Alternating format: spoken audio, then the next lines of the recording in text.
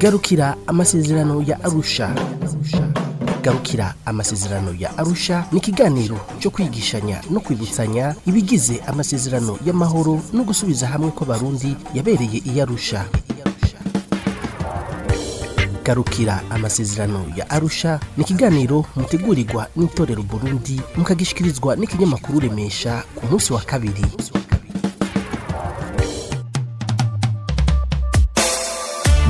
Ndabaramukije nongera ndabaha ikaze turi ku munsi wa kabiri genekerezo ry'umunani ntwarante umwaka wa 2022. Reka mwese ndabahe ikaze muri kino kiganiro cyo kwigishanya no kwibutsanya ibigize amasezerano y'amahoro no kunywanisha abarundi yabereye i Arusha. Ni ikiganiro mutegurirwa n'itorero Burundi mukagishikirizwa na Remesha magazine. Mu kiganiro giheruka twarabiye hamwe ingingo zitatu z'ikigabane ca mbere kigize igice gikuru ca kabiri ariyo protokole ya kabiri mu masezerano ya Arusha, ingingo ya gatatu, ya kane ni ya gatandatu. Uno munsi tukaba tugiye kurabira hamwe izindi ngingo zitatu arizo iyindwi, iy'umunani n'iy'icenda. Jewe turi kumwe muri kino kiganiro nkaba ndi Frank Espoir Ndizeye. Nkuko nabimejeje kubibabwira, reka dutangurire kuri ino ngingo y'indwi. Ingingo y'indwi ivuga ku butegetsi nshingwa bikogwa. Ubwa mbere harimo uduce dutatu, ka A na B hamwe na C. Ku gace ka mbere ka A, ibwirizwa shingiro rivuga ko kiretse amatora ya mbere umukuru w'igihugu atogwa ku mugaragaro yitorewe n'abanyagihugu bose. Uwutora wese agatora umwe gusa. Umukuru w'igihugu atogwa n'igice c'abatoye harenze ko ijwi rimwe. Mu gihe ayo majwi adakwiye ubwa mbere, haca hatunganywa irindi tora mu misi 15 ikurikira. Akarongo ka B, abahiganywe babiri ba mbere barushije abandi amajwi nibo bonyene bahiganwa mu gice ca kabiri citora. Muri ico gice ca kabiri urushije uwundi niwe acaba umukuru w'igihugu.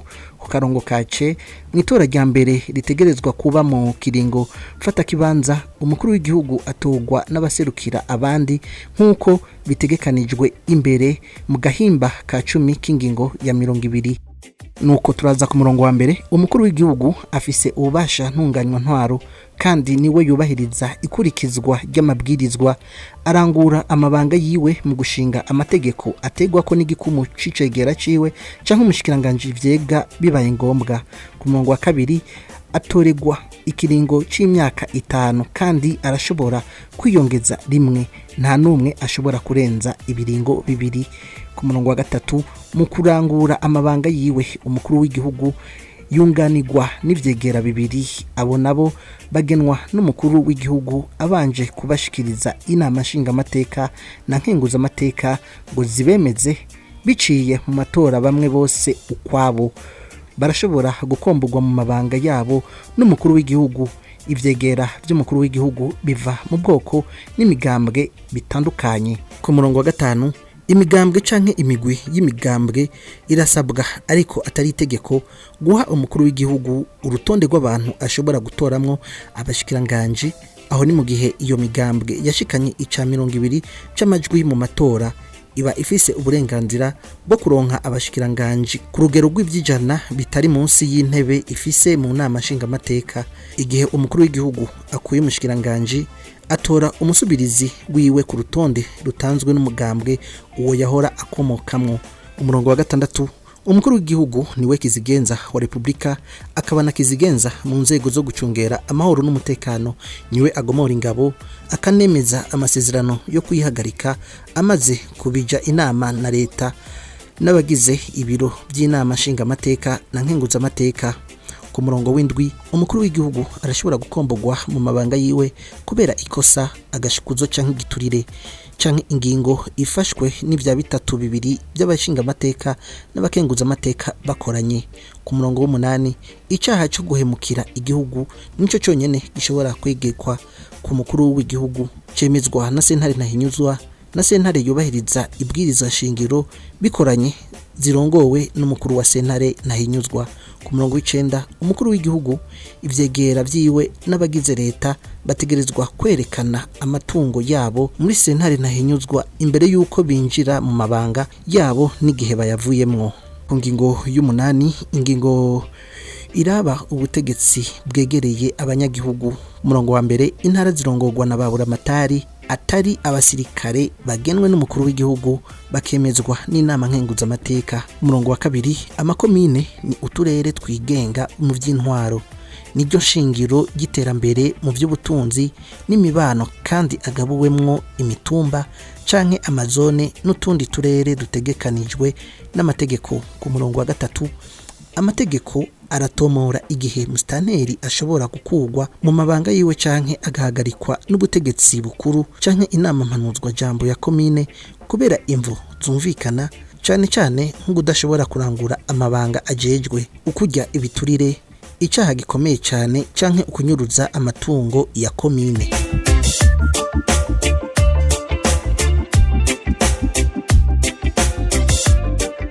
Turabandanya na kino kiganiro cyacu cyo kwigishanya no kwibutsanya ibigize amasezerano y'amahoro no kunywanisha abarundi yabereye i Arusha. Tubandanirize kuri ino ngingo y'icenda, ingingo iraba iby'ubutegetsi bw'ubutungane. Umurongo wa mbere, ubutegetsi bw'ubutungane mu Burundi burangurwa n'amasentare.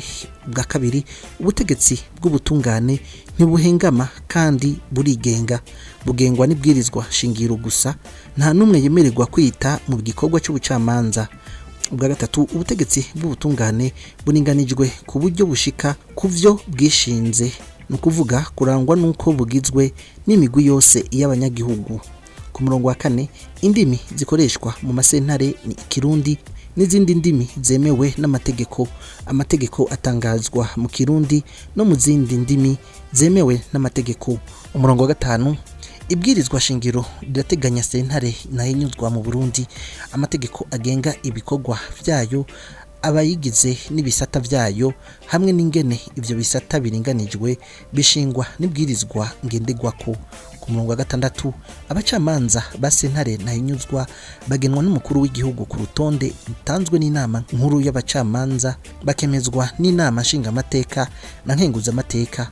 Ku murongo w'indwi, harashinzwe urwego rukuru rw'abashikiriza amanza bakukira sentare nahinyuzwa, abarugize bakaba bagenwa nk'uko abacamanza b'iyo sentare bagenwa. Ku murongo w'umunani, ayandi masentare yemewe muri Republika y'u Burundi ni sentare nkuru isubiramwo imanza, sentare nkuru z'igihugu, sentare z'intango n'izindi sentare zose zitegekanijwe n'amategeko. Urwego rw'abashingantahe rusasa ku mutumba dutunganiriza abantu mu ntumbero yo kubanywanisha. Umurongo w'icenda, umukuru wa sentare nkuru isubiramwo imanza, abakuru ba sentare z'igihugu, abashikiriza amanza bakuru n'abashikiriza amanza ba Republika bagenwa n'umukuru w'igihugu bamaze gutangwa n'inama nkuru y'abacamanza, bakemezwa n'inama nkenguzamateka. Ku murongo w'icumi, mu buryo bushoboka leta igerageza gusuzuma ko abacamanza bafise ubumenyi n'amashure bikwiye kugira bashobore kurangura amabanga bajejwe, kandi ko ubutungane bufise ibikenewe byose. Ku murongo wa 11, nta numwe ashobora guhakanirwa amabanga yo mu butungane ku mvo y'amamuko, ubwoko canke igitsina. Ku murongo wa 12, harashinzwe inama nkuru y'abacamanza igizwe n'abava mu bwoko butandukanye, igizwe na 5 batanzwe na leta, 3 batanzwe na sentare ntahinyuzwa, 2 bo mu bashikiriza amanza bakuru ba Republika, 2 bo mu bacamanza ba sentare z'intango, na 3 bakora ibijanye n'amategeko mu bigenga. Abacamanza, abashikiriza amanza n'abajejwe iby'amategeko batogwa na bagenzi babo. Abagize inama nkuru y'abacamanza bemezwa n'inama nkenguzamateka.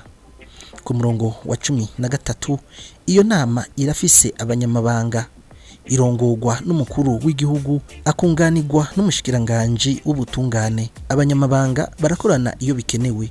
Abagize iyo nama badasanzwe ari abacamanza ntibashobora guca biyitirira ico gisata ngo nuko begukira iyo nama nkuru y'abacamanza.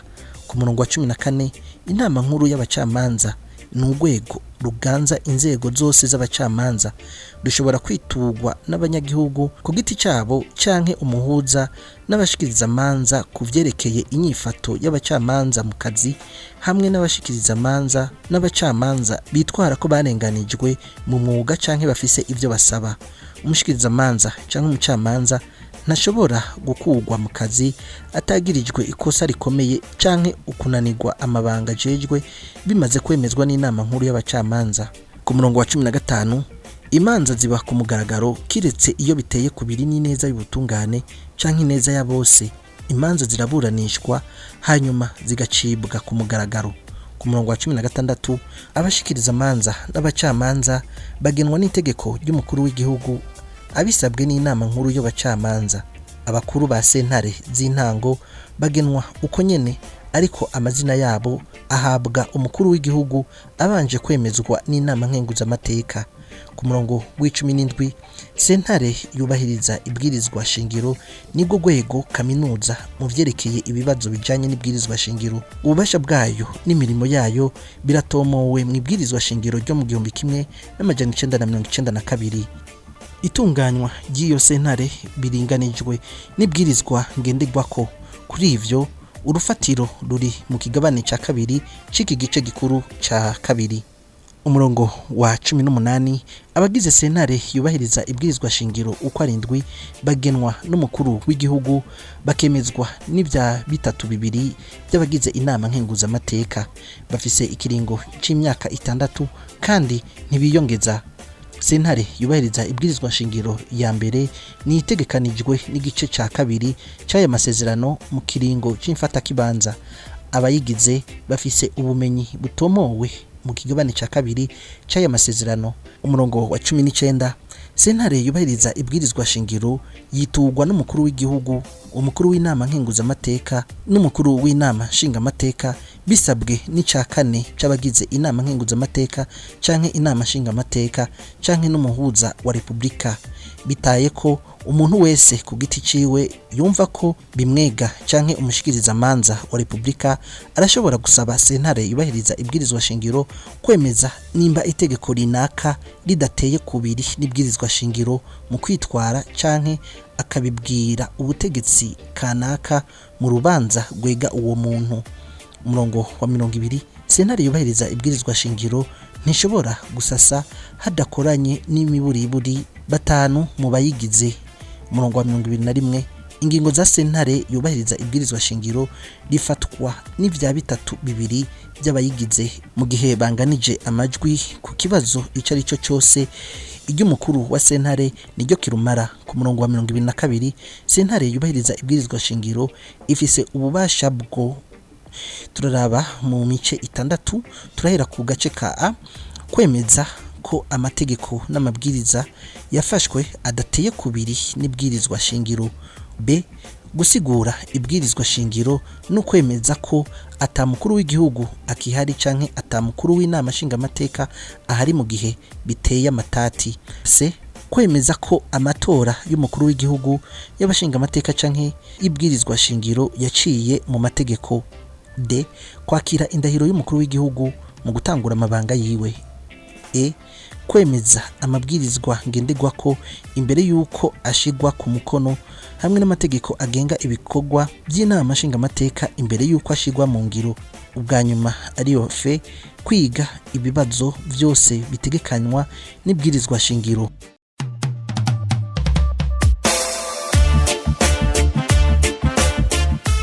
Ndabashimiye mwese mwariko murakurikirana kino kiganiro. Ndabibutse ko bino biganiro mushobora kubisanga kuri wezi3 akaburungu itorero akaburungu org. Murabisanga kandi ku mbuga ngurukana bumenyi zitandukanye z'itorero Burundi, haba kuri Facebook canke kuri YouTube itorero Burundi, hamwe no kuri Twitter itorero B. Mufise ico muterera canke mushaka kubaza mudatahura mu masezerano ya Arusha, mutwandikira kuri WhatsApp yacu ariyo akamenyetso ko guteranya 358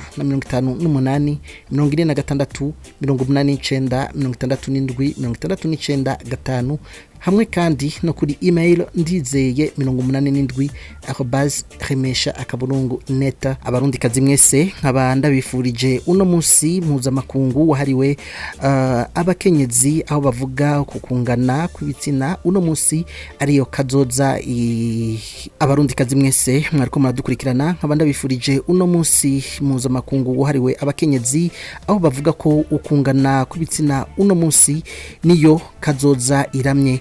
Jeff Frank Ndizeye nariko ndabashikiriza kino kiganiro nkabanda bishimiye ndashimiye abadufashije kugira aya majwi abashikire ndashimiye kandi n'umugwi w'itorero Burundi wadufashije gutegura kino kiganiro mugire ibihe byiza ndabikebanuye naho butaha garukira amasezerano ya Arusha. Garukira amasezerano ya Arusha ni ikiganiro cyo kwigishanya no kwibutsanya ibigize amasezerano y'amahoro no gusubiza hamwe ko Barundi yabereye i Arusha. Garukira amasezerano ya Arusha ni ikiganiro mutegurirwa n'itorero Burundi mukagishikirizwa n'ikinyamakuru Remesha ku munsi wa kabiri.